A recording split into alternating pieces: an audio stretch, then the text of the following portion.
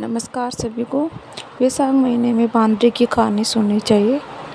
तो चलो शुरू करते हैं बांदरी की कहानी। एक राजा था जिको वैशाख महीना में सवेरे उठकर रोजाना गंगा जी नहावा जाता।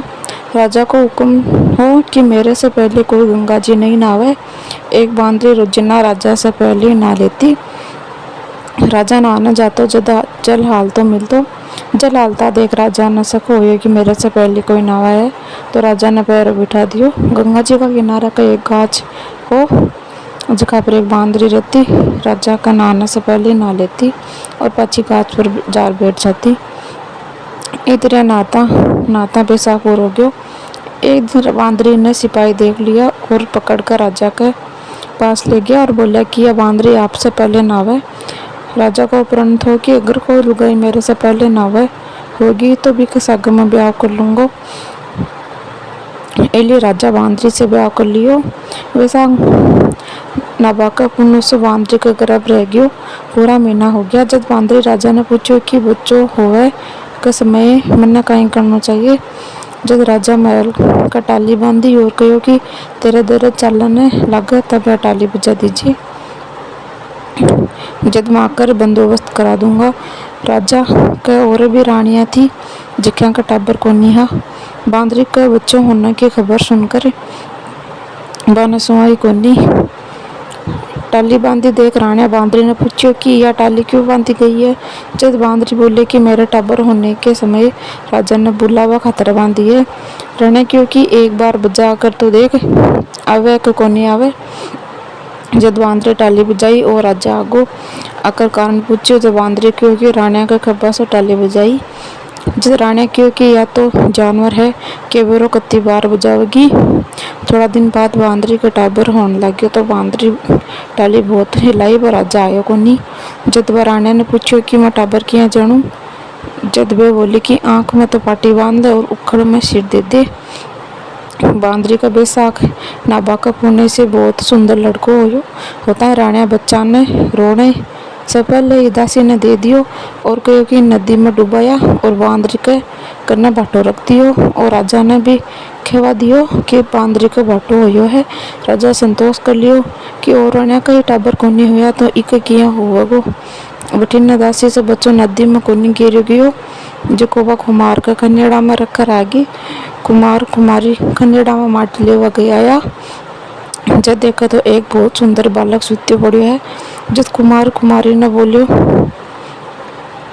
कि आपने तो बच्चों को नहीं तो भगवान भेजो है।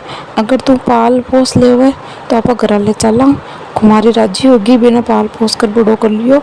लड़का इस बात को बेरो पड़ गयो तो कि वो बांदरी को जन्मेड़ो है तो और राणे मारना खातर नदी में गिराना खातर दासी ने दियो तो।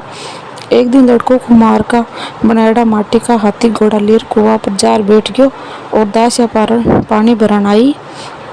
जद बन देखकर बोलियो कि मेरा माटी का हाथी घोड़ा पानी पी लियो। जब दासिया क्योंकि मूर्ख कदे माटी का हाथी घोड़ा भी पानी पीवे है के। तब लड़को बोलियो कि कदे बांदरी का भी बाटो जल में है के। यह बात दासिया ने राणिया सजाकर कह दियो। जद राणा ने जहर का लाडू व कुमार का छोरे के लिए भेजा। जहर का लाडू भगवान की कृपा से गूंद गिर का होगा। दूसरे दिन रानी बोली दासियां जाकर देखो तो लड़को मरियो के कौन मरियो। अब बात सुने राणा राजा से जिद करने कुमार ने बत्ती से कटा दियो। कुमार जंगल में रहने लगो। पचे गणगौर का दिन वो लड़को 101 करवा और 101 गोली लेर गड़ा में पानी भर बैठ गयो। जब राजा की और साहूकार की छोरियां गणगौर की माटी लेने आई जिकी पहले बगीचा में खेलने लगी झूला झूलने लगी। खेलता खेलता बाने भूख प्यास लगी। जो भी लड़कियां ने तिस लगी तो लड़का से पानी मांगवा लगी। लड़को क्यों कि मेरे कन गोली है जिको खाती जाओ और मेरे बारे कर फिरती जाओ। जब पानी पियाऊंगा। यह बात सुनकर पहले तो कई छोरियां राजी को नहीं हुई थी पर प्यास का कारण बाद में राजी होगी। कुछ लड़कों आपने सामने आग जला बैठ गयो। लड़किया ने गोली खिला तो गयो, पानी पिला तो गयो और सब छोरिया का गर्भ रह गयो। पीछे उनका माँ बाप छोरिया का सावा निकालने लग गया तो पंडित बोले कि उनको ब्याह हो तो होड़ो है। बाद में उन्ना के माँ बाप ने छोरिया का गर्भ रहने को बेरो पड़ो तो भी उन्ना से पूछा कि ये सब के हो। छोरिया ने लड़के की सारी बात बता दी। आंसू ने सब कोई को मार कर गया और कहो कि तेरे लड़को ने सब छोरिया का फेरा ले लिया है और सो इन्होंने तू राख। जब कुमार बोले कि इतनी लड़कियों को मैं क्या पालन पोषण करूँगा, तब उनका माँ बाप वो धन के साथ में लड़कियां ने कुमार का गला विदा कर दी। कुमार का 101 बुआ आ गई। थोड़ा दिन बाद 101 पोता भी होगा। एक दिन लड़को कुमार ने बोले कि आपा इतनी बुआ इतना पोता हो गया तो आपा सारी नगरी ने जिमावा। कुमार ने सारी नगरी में राजा रानी ने तो दे दियो। बांदरी ने छोड़ राजा को सारा परिवार आयो। जब लड़को राजा से बांदरी ने बुलाने को हुक्म ले लियो। रतपाल के सरदार बांदरी ने लियान का आदमी भेज दिया। बांदरी आई। जब भी सोना की चौकी पर गद्दी बिछा बिठा दी। लड़का वो और अपनी बुआ को बता दियो कि बांदरी मेरे जन्म की माता है। तो सारी बुआ सोना की मोहर देर बांदरी का पग्गा लागती गई और पोता ने गोदी में देती गई और बांदरी सबने आशीर्वाद देती गई। राजा का समझ में कोनी आई कि वो लड़को बांदरी की इतनी खातिरदारी क्यों करे है, पर रानी समझ गई थी कि वो बांदरी को लड़को है।